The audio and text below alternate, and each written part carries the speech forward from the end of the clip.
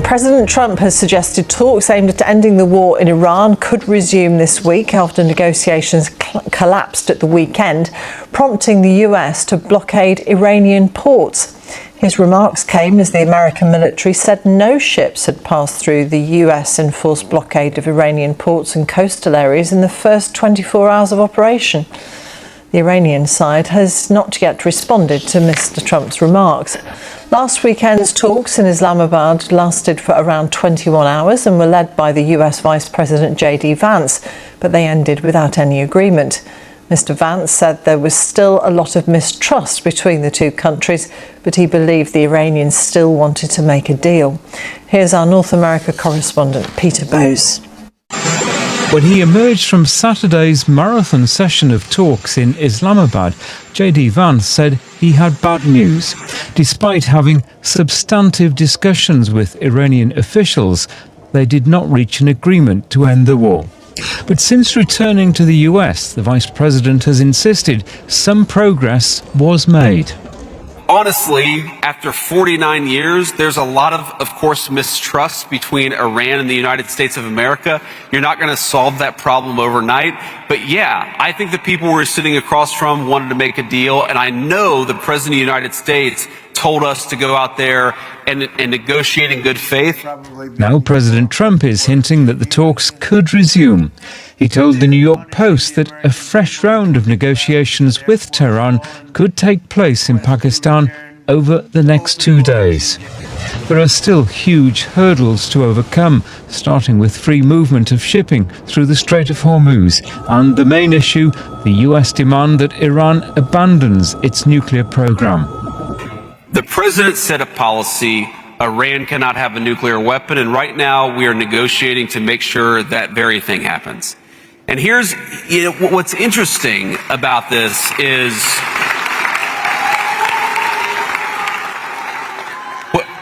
what's interesting about this is that we have this ceasefire that's in place. I think it's 6 or 7 days old. Right now, the ceasefire is holding.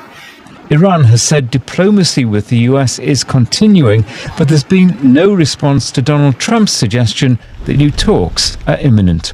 Peter Bowes, BBC News. Israel and Lebanon have held their first face-to-face talks in more than 30 years. US Secretary of State Marco Rubio led the US-brokered talks in Washington, along with the Lebanese and Israeli ambassadors to the US. Negotiations lasted more than 2 hours. Lebanon called the talks productive and reiterated the need for a ceasefire and ways to address the current humanitarian crisis there. Israel was also optimistic about negotiations, repeating its goal of disarming Hezbollah.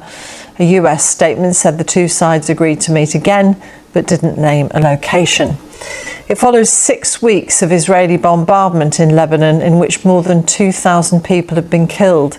Iran-backed Hezbollah, which has been firing rockets at Israel, has described the talks as futile, saying that they won't surrender. Here's Secretary of State Marco Rubio. This is a country exhausted by wars, so I think the priority here for the Lebanese and also for the Lebanese government is a ceasefire to end this conflict that has been devastating for Lebanon. More than 2,000 people have been killed, more than 1 million people have been displaced. This means 1 in 5 of the population here has had to leave their homes. So it has been a very difficult moment for this country.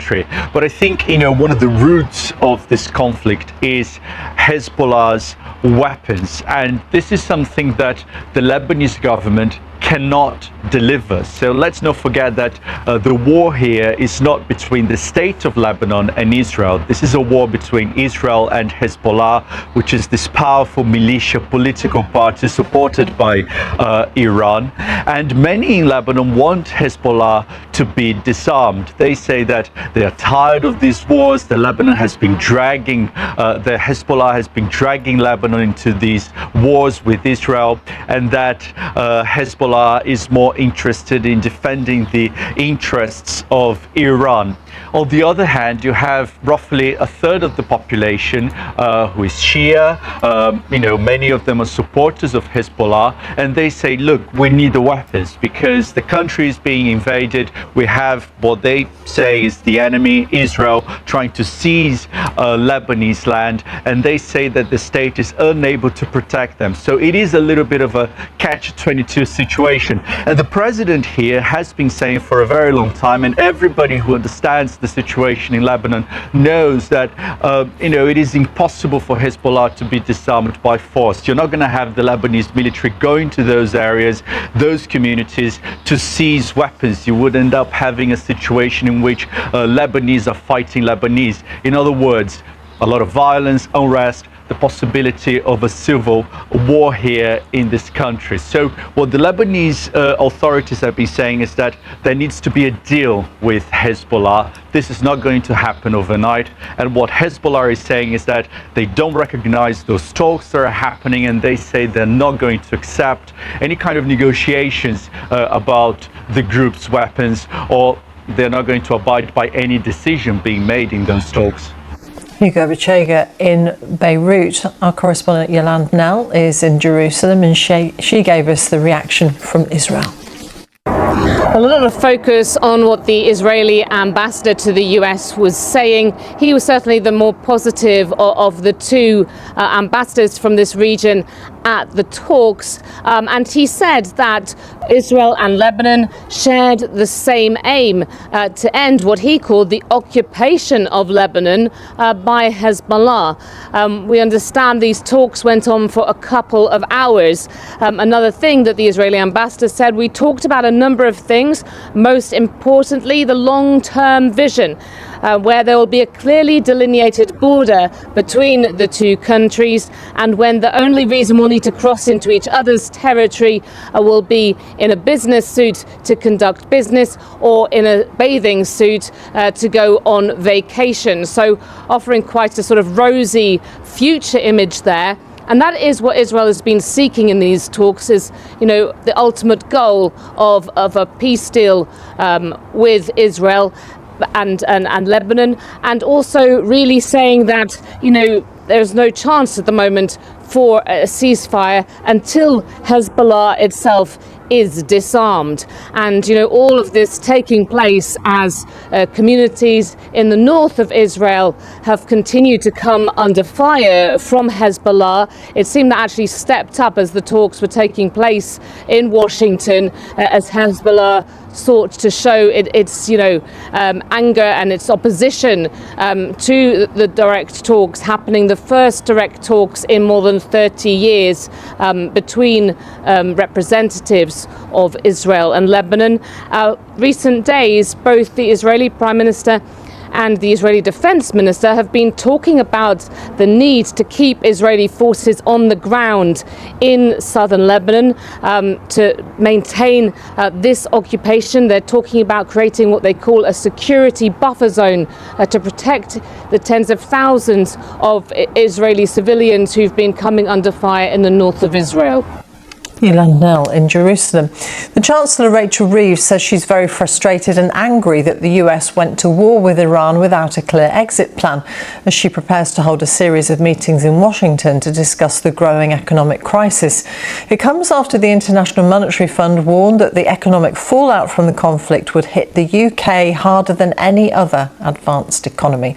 Our chief political correspondent Henry Zeffman spoke to us earlier with political reaction to the IMF's announcements. Though it wasn't a direct response to what the IMF had said about the UK economy, I think that Rachel Reeves quote that you read to the Mirror is a great reflection of the frustration that is palpable whenever I speak to anyone in government, but certainly people in or close to the Treasury, about the economic situation facing the UK at the moment. Because it's worth remembering, if you think back to the start of 2026 and the kinds of things that Sir Keir Starmer and Rachel Reeves were saying, they hoped, I think actually stronger than that, believed that 2026 would be the year when the UK economy would start to turn a corner, that people's cost of living pressures would ease.